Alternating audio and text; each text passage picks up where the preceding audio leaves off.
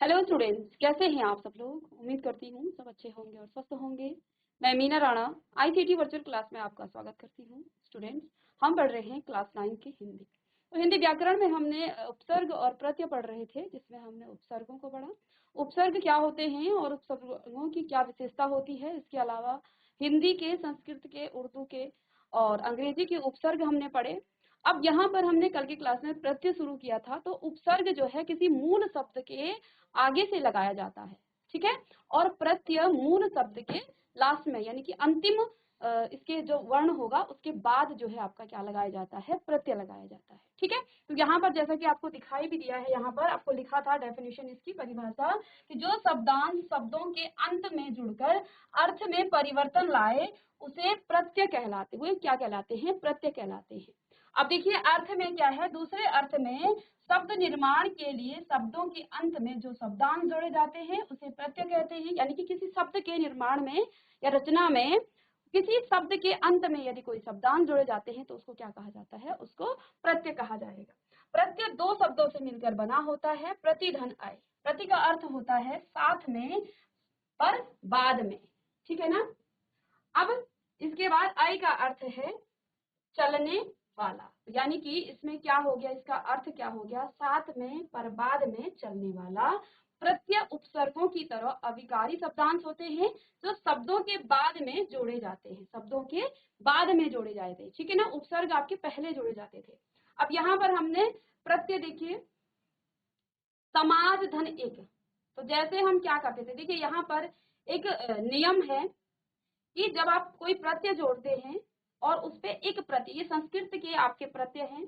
और यहाँ पे हमने कल की क्लास में आपको बताया था कि ये जो नियम है इनको आप याद कर लेंगे। ये नियम किसके लिए है, जिस भी शब्द को आप प्रत्यय के साथ जोड़ेंगे उस शब्द के प्रथम वर्ण के साथ ये परिवर्तन आ जाता है।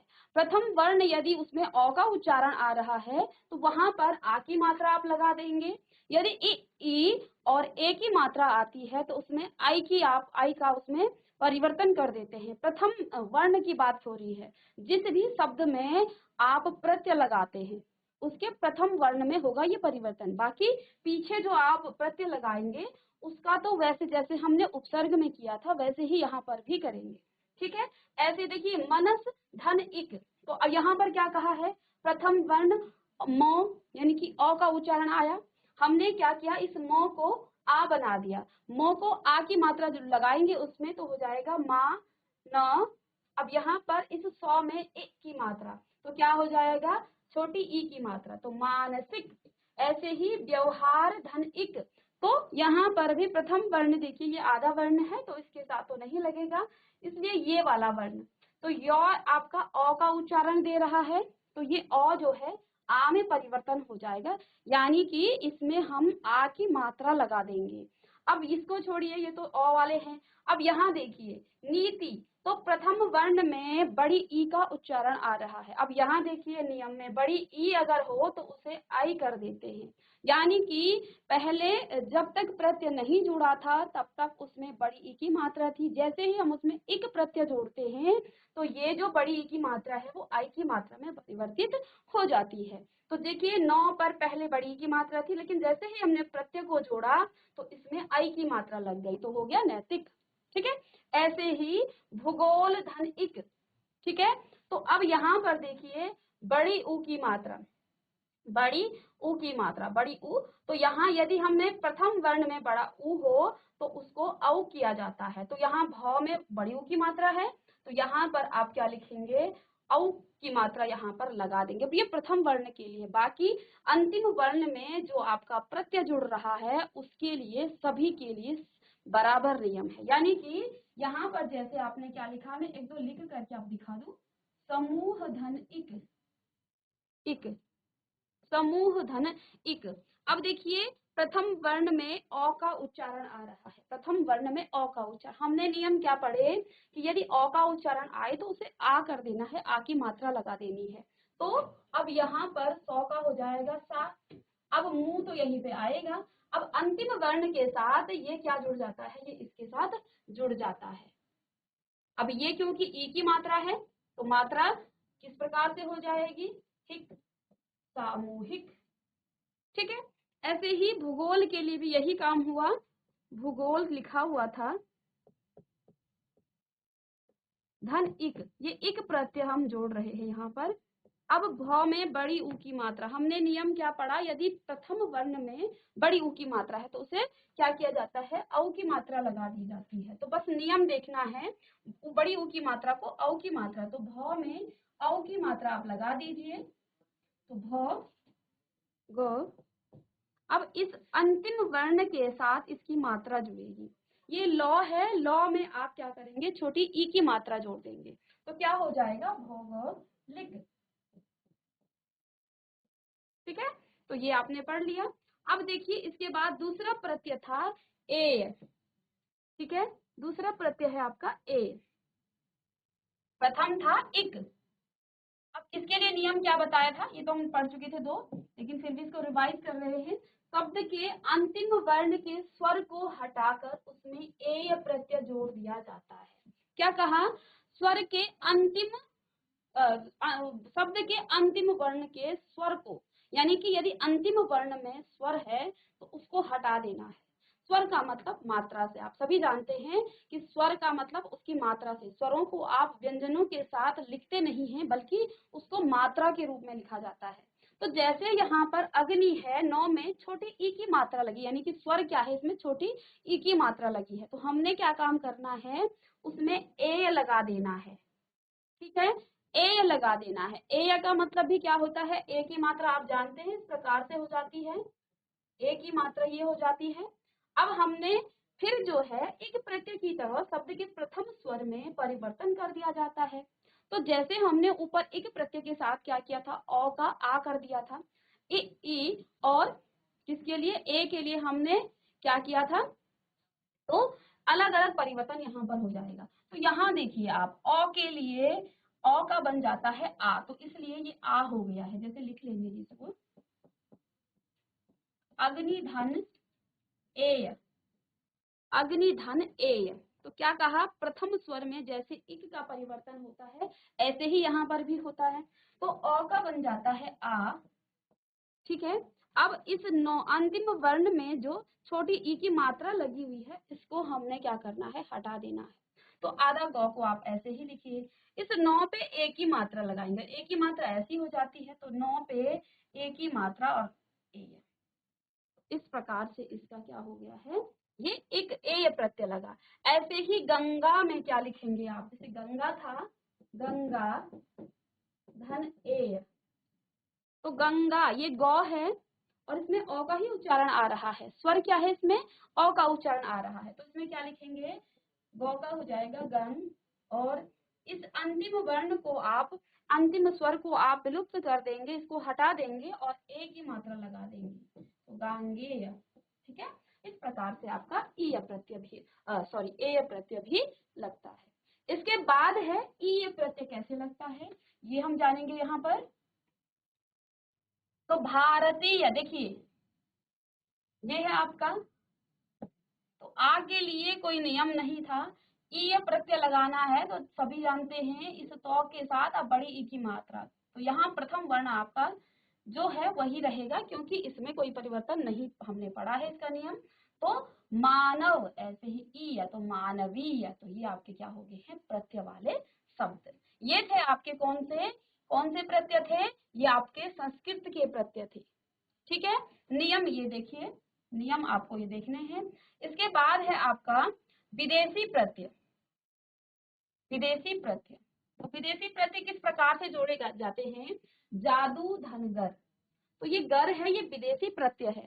ठीक है, तो अब देखिए जादूगर, तो बस यहाँ पर गर लगा देना है आपको, बाजी धनगर, बाजीगर, क्योंकि ये वर्णन है, ये क्या है आपका व्यंजन है।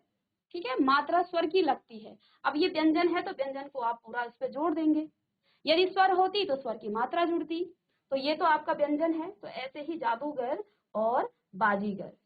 इसके बाद नेक्स्ट है ईस प्रत्यय, तो इस प्रत्यय आपका क्या हो जाएगा, जैसे फार्मा धन इस, तो फरमाइश, तो आ धन ई यहाँ पर आपका क्या हो गया है, आ हो जाएगा। ऐसे ही पैदा धन इस, तो पैदाइश। ठीक है, अब यहाँ पर देखिए दान प्रत्यय, नेक्स्ट है दान प्रत्यय, रोशन धन दान, तो रोशन दान, प्रत्यय को पूरा ही ऐसे ही लिखा गया है। ऐसे ही इत्र धन दान, तो इत्र दान, ठीक है। इन विदेशी प्रत्ययों को भी आप लिख लेंगे। अब देखिए स्थान या गाह प्रत्यय, तो यहाँ पे देखिए बंदर धन गाह, तो पूरा ऐसे लिखेंगे क्योंकि ये तो आपका व्यंजन है, व्यंजन को तो आप जोड़ देंगे, तो इसको आप, क्योंकि ये क्या है, ये आपका व्यंजन के साथ जुड़ा हुआ है, तो व्यंजन आपका इस शब्द के साथ जुड़ जाएगा। इसके बाद देखो उठाई धन गीर, तो उठाई गीर, तो ये थे आपके किसके, विदेशी प्रत्यय। अब आगे देखिए हिंदी के प्रत्यय, इसके बाद है हिंदी के प्रत्यय। अब हम पढ़ेंगे हिंदी के प्रत्यय। चलिए हिंदी के प्रत्यय में क्या आ जाता है, सबसे पहले यहाँ पर देखिए क्या लिखा है कि संज्ञा की रचना करने वाले कृत प्रत्यय, तो संज्ञा की रचना करने वाले कृत प्रत्यय। अब यहाँ पर देखिए कृत प्रत्यय का मतलब क्या होता है, कृत का मतलब होता है जब आप क्रिया के धातु रूप को निकालते हैं, क्रिया के धातु रूप को निकालते हैं तो आपको कृत प्रत्यय मिलता है। अब देखिए बेल, बेल जो प्रत्यय है ये क्या है, ये क्रिया धातु, बेलना, बेलना का क्या है, धातु रूप है, कृत प्रत्यय है। तो यहाँ पर ये क्रिया है जैसे बेलना, इसका कृत प्रत्यय आपका ये हो जाएगा, ठीक है ना। तो यहाँ आप क्या लिखेंगे, यहाँ पर क्या हो जाएगा, बेल धन नो, तो बेलन। अब ये जो है संज्ञा की रचना करने वाले कृत प्रत्यय। देखिए जब आप हिंदी के प्रत्यय जोड़ते हैं तो या तो वो संज्ञा बनाता है या वो विशेषण बनाता है, ये आप लिख लेंगे। और इससे पहले नोट में भी आपको लिखाया था कि हिंदी के प्रत्यय में क्या होता है, या तो वो संज्ञा बनाएगा जब उस पर कोई प्रत्यय लगता है। और प्रत्यय कहाँ लगता है, प्रत्यय देखिए प्रत्यय यहाँ पर लगेगा, जो ये बेल है ये आपका क्रिया का धातु रूप है, क्रिया का धातु रूप है। अब इन धातु रूप पर जब आप कोई प्रत्यय लगाते हैं तो आपको संज्ञा शब्द मिल जाते हैं, ठीक है, आपको क्या मिलता है, संज्ञा शब्द मिल जाता है। अब बेल धननो, बेलन, ये बेलन क्या है, आपका संज्ञा है। तो यहाँ पर जो शब्द बना वो क्या बना, बेलन बना, और बेलन क्या है, आपका संज्ञा है, वस्तु है, और वस्तु क्या होती है, संज्ञा होती है। ऐसे ही चंद धननो, तो चंदन, ये भी आपका क्या है, संज्ञा है, ठीक है।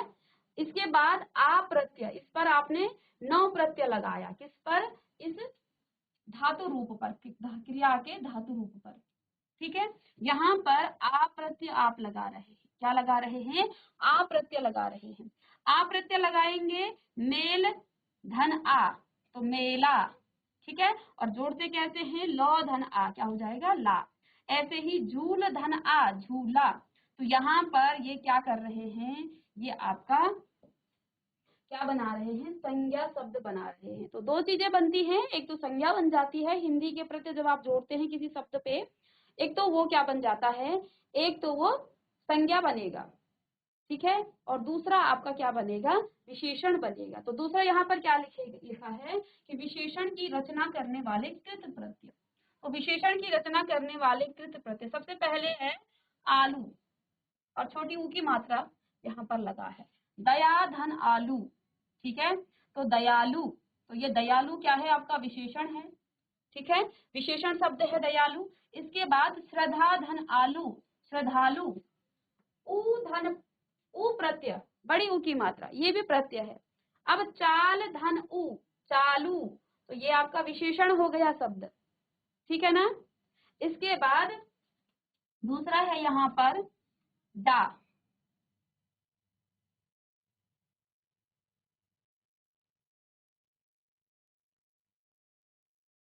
मिसप्रिंट हो गया है।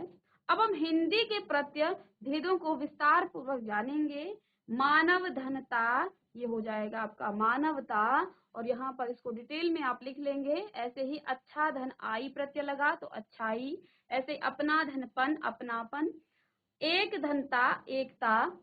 इसी प्रकार डंका धनपन,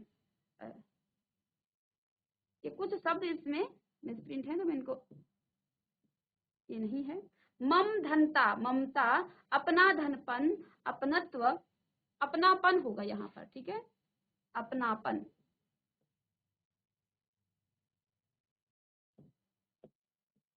अपनापन। ठीक है, इसी प्रकार यहाँ पर देखिए आगे,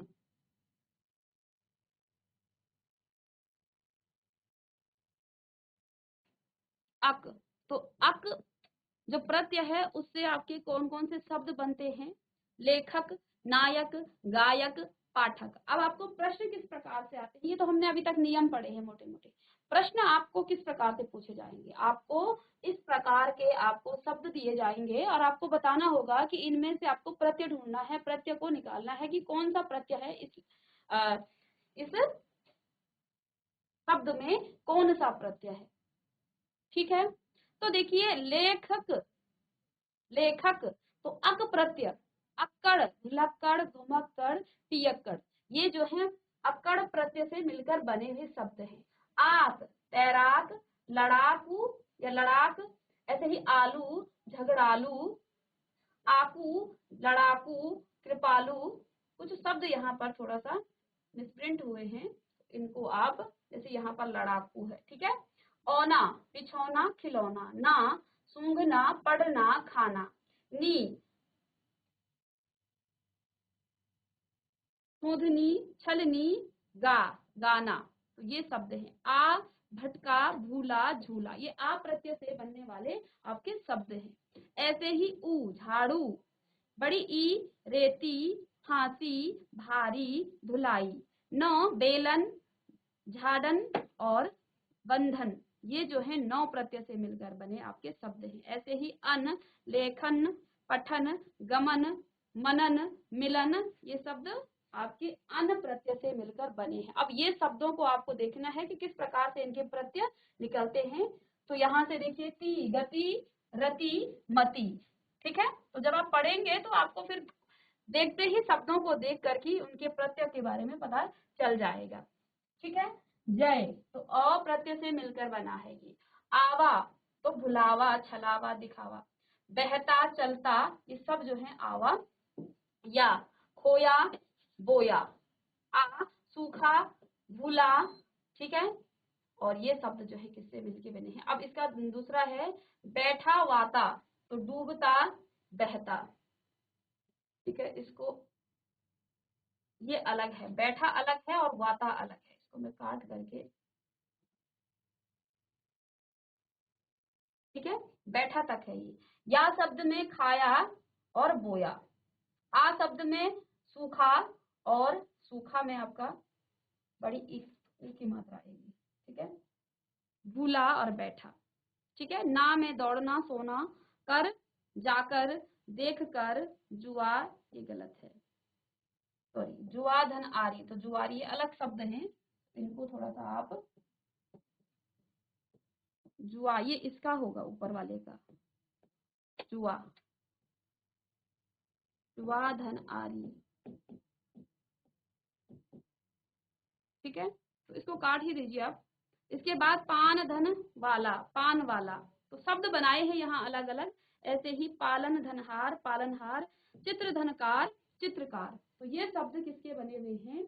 ये आपके प्रत्यय हैं। ठीक है, तो इन प्रत्यय वाले शब्दों को आप याद कर लेंगे।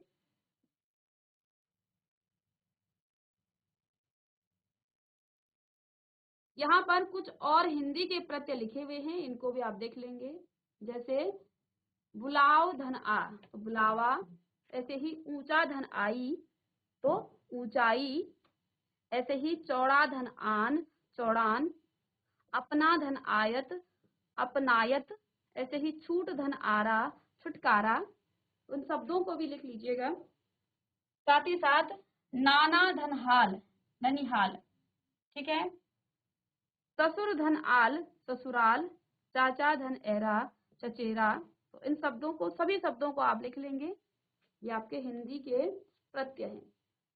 तो यहाँ पर इन शब्दों को लिखने के बाद देखिए ये आपका प्रत्यय और उपसर्ग कंप्लीट हो गया है। ठीक है, अब यहाँ पर कुछ शब्द हम यहाँ पर लिखेंगे और उन शब्दों के आप प्रत्यय बताएंगे। चलिए, आप कुछ शब्द लिखेंगे और आपको इनके उपसर्ग या प्रत्यय बताने हैं इन शब्दों के।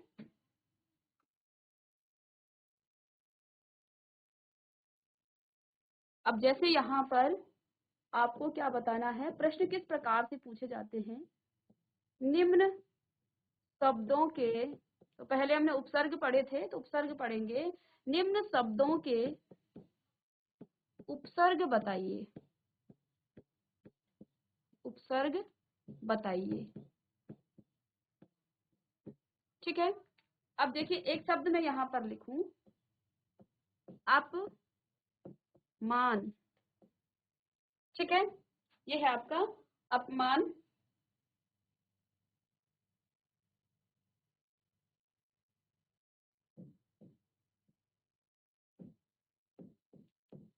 अभाव तीसरा शब्द है।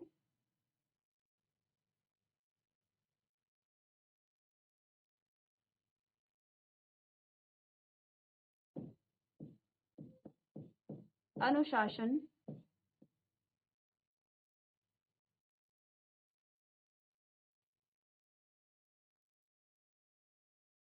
चौथा शब्द है उपदेश।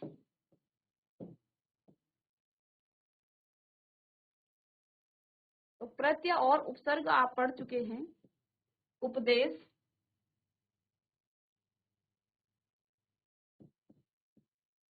पांचवा शब्द है आपका